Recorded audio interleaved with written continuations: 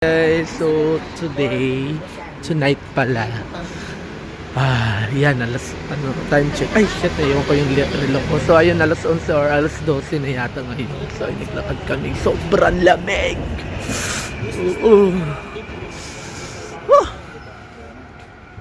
Hindi mo kaya. Sobrang lamig. Tinan mo naman dito.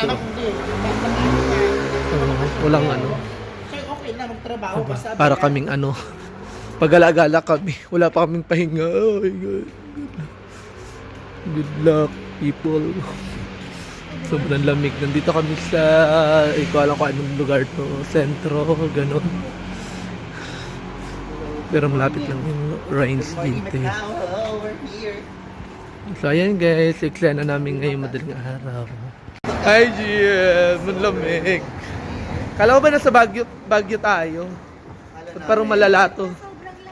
Akala namin. Ito wala masyado kasi wala masyado. So akala namin Baguio Hills lang yung lamig. Pero putangina parang may yelo dito para tayo nasa freezer. Mag-live ka kaya Nico, ba't ka nag-video?